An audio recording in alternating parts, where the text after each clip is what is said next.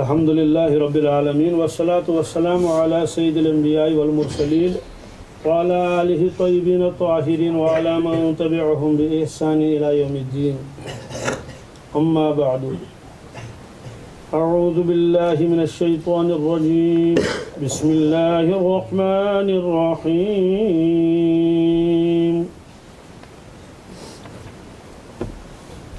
وَإِذَا لَقُوا الَّذِينَ آمَنُوا قَالُوا آمَنَّا وَإِذَا خَلَوْا إِلَى شَيَاطِينِهِمْ قَالُوا إِنَّا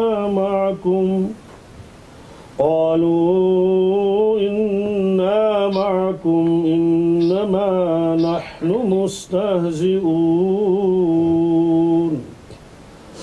اللہ یستہزئ بہم ویمدہم فی طغیانہم یعمہون صدق اللہ المولانا العظیم۔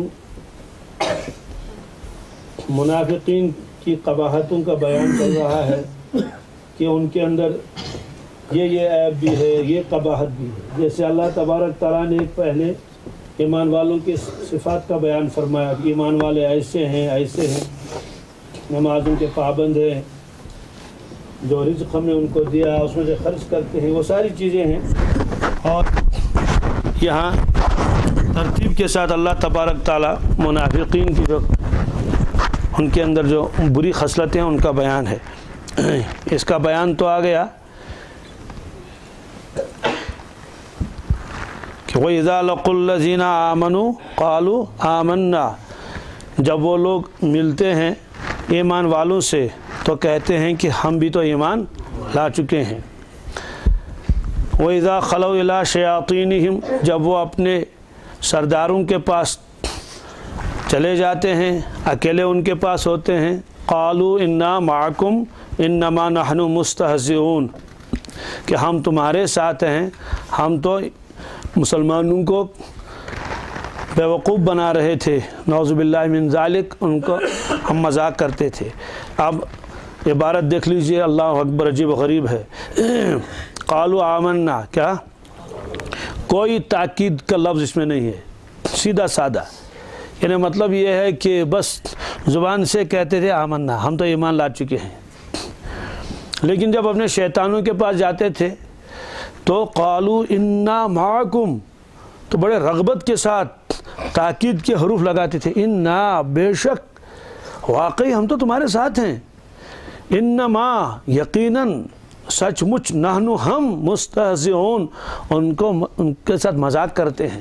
بڑے تاکید کے ساتھ اس کو کہتے تھے، یعنی بڑے رغبت کے ساتھ، بڑے شوق کے ساتھ، یعنی بڑے شوق کے ساتھ کیا کہتے تھے؟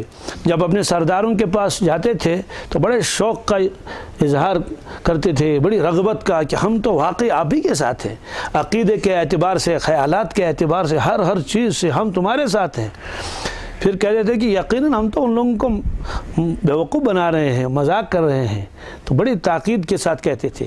یہ اللہ تبارک تعالیٰ نے اسی انداز سے اس کو بیان فرمایا کہ جب آمنا کہتے تھے تو ہلکے پھلکے انداز میں، آمنا، ہم بھی تو ایمان والے ہیں، بس، وہاں کوئی تاکید کے الفاظ استعمال نہیں کرتے تھے، بیان نہیں کرتے تھے۔ لیکن جب ملتے تھے اپنے سرداروں کے ساتھ، شیطان کس سے کہتے ہیں، اس کی تشریح تو آ گئی، تو بہت سارے معنی لکھے ہیں علماء نے شیطان کے، اس کی تفصیل آ چکی ہے۔ شیطان کے ایک معنی آتے ہیں جلد باز، کیا؟ جی، جلد باز، تند خو، جی، مشتعل مزاج، اس لیے حدیث پاک میں آتا ہے العجلۃ من الشیطان، جلد بازی یہ تو شیطان کے اثرات ہیں۔ تو قرآن پاک نے بھی انسانوں کو بھی شیطان کہا، اور جو شیطان ہے ابلیس اور اس کا لشکر، اس کو بھی شیطان کہا۔ جیسے قرآن پاک میں ایک جگہ فرمایا اللہ تبارک تعالی نے شیاطین الانس والجن، کہ یہ شیاطین ہیں، یہ کچھ انسانوں میں بھی ہوتے ہیں اور کچھ جنات میں بھی ہوتے ہیں، تو جس کے مزاج میں تیزی ہو۔ اس لیے حدیث پاک میں فرمایا کہ جس کو غصہ زیادہ آتا ہو، جس وقت غصہ آ جائے، اگر کھڑا ہے تو بیٹھ جائے، کھڑا ہے تو اگر بیٹھے بیٹھے غصہ آ جائے تھوڑا لیٹ جائے، یا وضو کر لے، کیا کر لے؟ وضو کر لے، وضو بنا لے اس وقت، تو اس کا غصہ دور ہو جائے گا۔ کیوں؟ فرمایا اصل میں جو غصہ ہے یہ شیطانی اثرات کی وجہ سے ہے، بلا وجہ معمولی بات پر بہت زیادہ بھڑک اٹھتا ہے۔ فرمایا کہ اور شیطان بنا ہے آگ سے، اور آگ بجھ جاتی ہے پانی سے، لہذا اس وقت مسلمان کیا کر لے؟ وضو بنا لے، تو جب تک وہ وضو بنا لے گا تو وضو کی برکت سے اس کا غصہ سارا ٹھنڈا ہو جائے گا۔ تو بہرحال یہ فرمایا اس میں کہ جب وہ اپنے سرداروں کے پاس جاتے ہیں، اللہ تعالیٰ نے ان کو سردار یا نہیں کہا شیطان، کیا کہا؟ شیطان کہا۔ کیوں؟ اس لیے کہ صفات تو ان کے اندر تو وہی ہیں جو شیطان کے اندر ہیں۔ شیطان کے اندر کیا کیا صفات تھی؟ وہی جلد باز اور مشتعل مزاج اور بڑکانے والا، اسی طرح سے متکبر، یہ سب چیزیں اس کے اندر تھی۔ لیکن چونکہ وہی صفات ان کے اندر بھی تھی کہ آدم علیہ السلام کا مقابلہ کیا ابلیس نے، اس کا تذکرہ آگے تفصیل کے ساتھ آئے گا، اور ہر نبی کا مقابلہ کیا ہے شیطان نے، تاکہ ان کی دعوت کو اور ان کے مشن کو کیا کر لے، جی، اور اس کو ناکام بنا دے۔ اس کی زبردست کوشش کرتا تھا۔ تو جیسا یہ لوگ جو بھی ایسا ہی کام کرتے تھے، اس لیے اللہ تعالیٰ نے فرمایا وَإِذَا خَلَوْا إِلَىٰ شَيَاطِينِهِمْ، جب وہ لوگ اپنے شیاطین کے پاس جاتے ہیں، اپنے سرداروں کے پاس جاتے ہیں، جو شیاطین صفت ہیں، کہ جس طرح شیطان چاہتا ہے کہ اسلام نہ پھیلے، اس طرح یہ لوگ بھی چاہتے تھے کہ رسول اللہ صلی اللہ علیہ وسلم کی جو دعوت ہے، جو ان کا مبارک مشن ہے، وہ آگے نہ پھیلے۔ تو ان کے پاس جو جاتے قالوا انا معکم، تو کہتے تھے ان سرداروں سے بے شک اور یقیناً ہم تو تمہارے ہی ساتھ ہیں، انما نحن مستہزئون، ہم تو مسلمانوں کے ساتھ ہنسی اور مذاق کرتے ہیں، تمسخر کرتے ہیں۔ یعنی مطلب یہ ہے کہ بس ان کو خوش کرنے کے لیے اور اپنے غرض کے لیے ہم ان کے سامنے آمنا کہتے ہیں، ورنہ ہمیں ان کے ساتھ کوئی دلچسپی نہیں ہے، کوئی محبت نہیں، کوئی تعلق نہیں، بس ظاہری طور پر تو مجبوریاں ہیں۔ یہ ان کو بتاتے تھے کہ جب تم ہمارے ساتھ ہو تو ان کے ساتھ اٹھتے بیٹھتے کیوں ہیں؟ تو ان کے جواب یہ دیتے تھے بس مجبوری کی وجہ سے الیک سلیک رکھ لیتے ہیں، باقی ہم تو آپ ہی کے ساتھ ہیں، اس لیے وہاں کے ساری خبریں آ کے ہی ان کو بتاتے رہتے تھے۔ تو اللہ تبارک تعالیٰ نے فرمایا اللہ یستہزئ بہم، اللہ تبارک تعالیٰ ان کے ساتھ مذاق کرتا ہے۔ اچھا، اللہ تعالیٰ مذاق کیسے کرے گا؟ اس کا مطلب تو یہ ہے کہ اللہ تبارک تعالیٰ ان کو سزا دے گا، اس کے اوپر فوراً پکڑ نہیں فرمائے گا۔ اور اللہ تعالیٰ دنیا میں ان کے ساتھ مذاق کرنے کا مطلب یہ ہے کہ نعمتیں دے دیتا ہے، لیکن ان نعمتوں کے اندر اللہ تبارک تعالیٰ نے ان کے لیے آخر میں عذاب رکھا ہے۔ اور یہ قرآن پاک میں کئی جگہ ہے۔ قرآن پاک میں کیا ہے؟ ایک جگہ ہے کہ اللہ تعالیٰ فرماتے ہیں کہ ہم کفار کو اور نافرمانوں کو مال و دولت دیتے ہیں تو وہ گمان کرتے ہیں کہ شاید اللہ تعالیٰ ہم سے راضی اور خوش ہے ہماری اس کفر کی بنیاد پر، حالانکہ ایسا نہیں ہے۔ کیا فرماتے ہیں اللہ تبارک تعالیٰ؟ اَيَحْسَبُونَ أَنَّمَا نُمِدُّهُم بِهِ مِن مَّالٍ وَبَنِينَ نُسَارِعُ لَهُمْ فِي الْخَيْرَاتِ بَل لَّا يَشْعُرُونَ۔ اَيَحْسَبُونَ، کیا یہ نافرمان لوگ یہ گمان کرتے ہیں انما نمدہم بہ من مال و بنین، ہم نے ان کو مال و دولت اور اولاد سے نوازا ہے اور ہم ان کی مدد کرتے ہیں، ان کے مال میں روزانہ ترقی ہوتی رہتی ہے۔ نسارع لہم فی الخیرات، گویا ہم ان کے لیے دوڑ دھوپ کر رہے ہیں، بہت کوشش کر رہے ہیں ان کو خیر اور بھلائی کے لیے۔ فرمایا کہ بل لا یشعرون، ایسا نہیں، ایسا بلکہ ان بیوقوفوں کو یہ احساس نہیں ہے، یہ استدراج ہے۔ استدراج کہتے ہیں کہ نعمتیں دینا پھر اس کے بعد پکڑ کر لینا، یہ فرمایا۔ تو اسی طرح سے سلف صالحین سے یہ منقول ہے، جب کوئی اللہ کا نافرمانی کر لیتا ہے تو ابتدا میں تو اس کو اور زیادہ نعمتیں دی جاتی ہیں، دنیائی نعمتیں، آخر میں اس کو پھر ایک ساتھ مصیبت میں مبتلا کر دیا جاتا ہے۔ اور یہ قرآن پاک میں کئی جگہ ہے۔ ایک جگہ اللہ تبارک تعالیٰ فرماتے ہیں فَلَمَّا نَسُوا مَا ذُكِّرُوا بِهِ فَتَحْنَا عَلَيْهِمْ أَبْوَابَ كُلِّ شَيْءٍ۔ فَلَمَّا نَسُوا مَا ذُكِّرُوا بِهِ، جب ان لوگوں نے بلا دیا اس نصیحت کو جو نصیحت ان کو کی گئی تھی، فَتَحْنَا عَلَيْهِمْ أَبْوَابَ كُلِّ شَيْءٍ، ہم نے ہر چیز کے دروازے ان کے اوپر کھول دیے۔ مال اور دولت اور ترقی اور وہ اور یہ اور عزت اور کیا کیا، یہ سب ہم ان کے لیے، یعنی ظاہری اعتبار سے بہت اونچے تھے، بہت آگے تھے، کسی چیز کی کوئی کمی نہیں۔ حتی اذا فرحوا بما اوتوا، یہاں تک کہ وہ اتنے خوش ہوئے جو کچھ ان کو دیا گیا تھا اور مغرور ہو گئے اسی میں۔ اخذناہم بغتۃ فاذا ہم مبلسون، تو پھر اچانک ہم نے ان کو پکڑ لیا دفعتاً۔ اس کا مطلب تو یہ ہے کہ ان کے وہم و گمان میں بھی نہیں تھا، ایسے حالات ان کے اوپر آ گئے تو بس پھر وہ نا امید ہو گئے۔ کیا ہو گئے؟ نا امید ہو گئے۔ تو یہ تو دنیا کا استہزاء ہے، گویا کہ ان کو دیا جا رہا ہے مال و دولت وغیرہ، لیکن آخر میں اس کی کیا ہے؟ پکڑ ہے۔ تو آخرت میں ان کے ساتھ کیا مذاق کیا جائے گا، یہ بھی اللہ تبارک تعالیٰ نے قرآن پاک میں فرمایا اور روایتوں میں بھی ہے۔ حضرت عبداللہ ابن عباس رضی اللہ تعالیٰ عنہ فرماتے ہیں، ان سے یہ منقول ہے کہ قیامت کے دن دوزخ میں ہوں گے تو ایک دروازہ کھول دیا جائے گا جنت کی طرف۔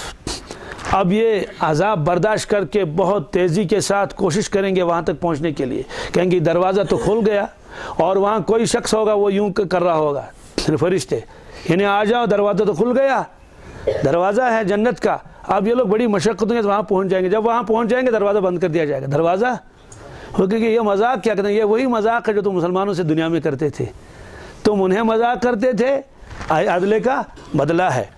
تو یہ ایسا مذاق ہوگا ان کے ساتھ، اور پھر اس وقت اہل ایمان جب دیکھیں گے ان کو تو بس ہنسیں گے ان پر۔ اور یہ قرآن پاک میں بھی ہے کہ پہلے تو یہ لوگ ان پر ہنستے تھے، آواز الٹا ہوگا، فَالْيَوْمَ الَّذِينَ آمَنُوا مِنَ الْكُفَّارِ يَضْحَكُونَ عَلَى الْأَرَائِكِ يَنظُرُونَ۔ یہ اللہ تعالیٰ فرماتے ہیں پس آج کے دن اہل ایمان کفار پر ہنسیں گے اور تختوں پر بیٹھے ہوئے دیکھیں گے، یعنی ان کے ساتھ کیا معاملہ ہو رہا ہے۔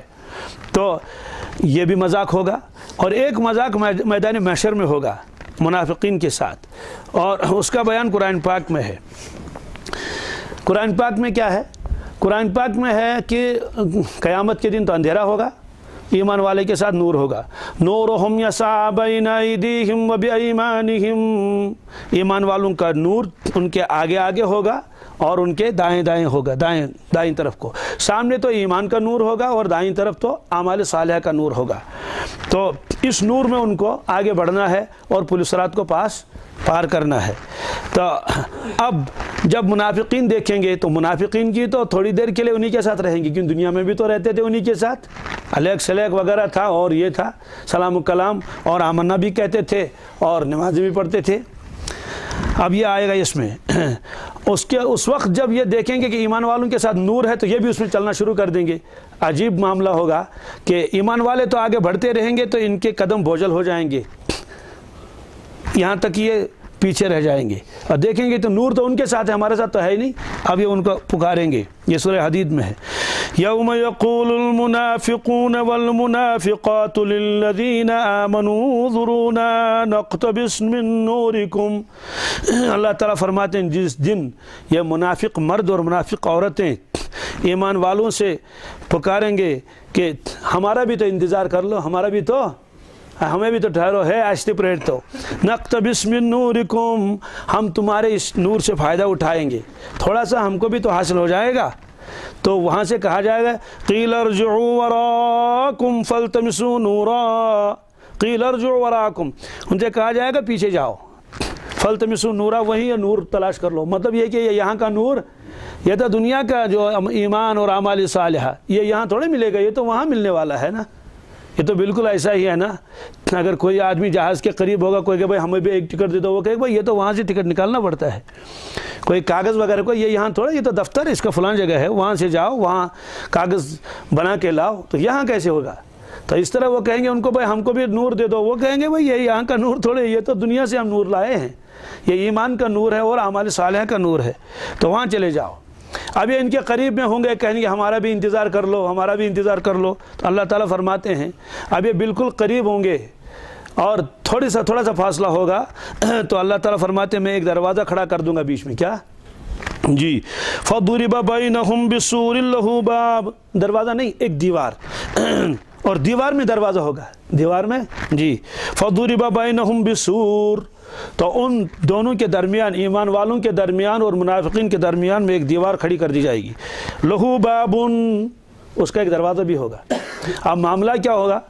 دیوار کے ادھر کو تو الگ معاملہ ہوگا، دیوار کے ادھر کو تو الگ معاملہ ہوگا. دیوار کے ادھر کو وہاں جنت کا نظارہ اور خوشبوئیں، اور ادھر دوزخ. باطنہ فیہ رحمہ، اس کے باطن، اس دروازے کے اندر اندرونی حصے میں تو رحمت ہوگی. کیا ہوگی؟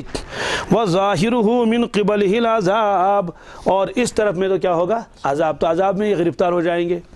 تو اس طرح سے وہاں ان کو یہ مذاق کر دیا جائے گا. کبھی ایسا ہوگا کہ ہلکی پھلکی سی روشنی ان کے سامنے نظر آ جائے گی، وہ آگے بڑھنا شروع ہو جائیں، پھر بجھ جائے گی. تو اس طرح سے یہ مذاق ہوگا. اور دوزخ میں بھی یہی مذاق ہوگا، اور پوری صراط پر بھی اس طرح سے مذاق ہوتے رہیں گے. تو اللہ تعالیٰ فرماتے ہیں یہ لوگ تو ایمان والوں کے ساتھ مذاق کرتے تھے، ان کو بیوقوف بناتے تھے، اور اللہ تبارک تعالیٰ اس مذاق کا ان کو بدلہ دیں گے دنیا میں بھی اور آخرت میں بھی. دنیا میں بھی پھر یہ آخر میں پکڑے جائیں گے، طرح طرح کی مصیبتوں میں مبتلا ہو جائیں گے. یہ فرمایا اللہ یستہزئ بہم، اللہ ان سے مذاق کرتا ہے. اللہ کا مذاق کرنے کا مطلب کیا ہے؟ یہی ہے کہ ان کو بدلہ دے گا، سزا. وَيَمُدُّهُمْ فِي طُغْيَانِهِمْ يَعْمَهُونَ، مد یمد کے معنی آتے ہیں کسی چیز کو دراز کرنا یا ڈھیل دینا.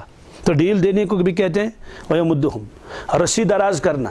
کیسے کہ رسی بہت لمبی ہے، رسی چھوٹی ہے تو فوراً اگر جانور ہوگا تو اس کو محسوس ہوتا ہے کہ بھائی میری تو گردن میں رسی ہے. اور اگر رسی بہت لمبی ہو وہ تو چلتا رہے گا، چلتا اس کو احساس بھی نہیں ہوگا کہ میں بندھا ہوا ہوں. تو اللہ تعالیٰ فرماتے ہیں کہ میں ان کی رسی کو ڈھیلا کر دیتا ہوں، یعنی فوراً پکڑ نہیں کرتا ہوں. فی طغیانہم، ان کی سرکشی میں، اور سرکشی کر رہے ہیں اور سرکشی کر رہے ہیں، کوئی پکڑ دکڑ ہی نہیں ہے. یہاں تک کہ یہ خوب اس میں مغرور ہو گئے اور مست ہو گئے.